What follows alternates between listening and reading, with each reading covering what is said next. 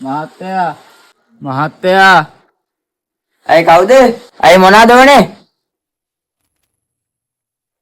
මහත්තයා හදුන් කූරු. නෑ ඒවා මේ ගන්න කවුද නෑ යනවා. හා මහත්තයා. කාටද මල්ලි කෑ ගහන්නේ? නෑ අයියේ කොයි වත්තන පිස්සු යකේ. එයි මල්ලි මිනිස්සුන්ට කතා කරන්නේ. මල්ලි.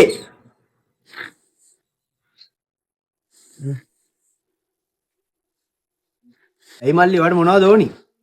අයියා හදුන් කූරු ගන්නවද බලන්න ආවේ. හඳු කූරු නම් ඕනේ නෑ මල්ලි. එන්න බෑ ඇතුළට ඉලා කතා කරමු. මල්ලි වඩලා ඉන්නකෝ. මම බොන්නම අරන් එන්නම්. ඉස්තෙන් තෝමේද?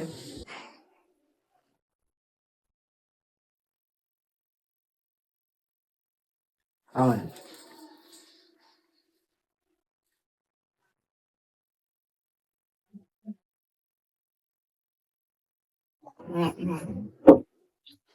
අයියාට ගොඩක් පින් සිද්ධ වෙනවා අයියේ මම ගොඩක් තිබහැන් හිටියේ. ජීවිත විවිධාකාරයි. කෙනෙකුට සතුට, සැප හැමදේම ලැබෙද්දී ගොඩක් පින් මහත්තයා මං ගිහින් එන්න. තව කෙනෙකුට දුක, වේදනාව, කඳුළු ලැබෙනවා.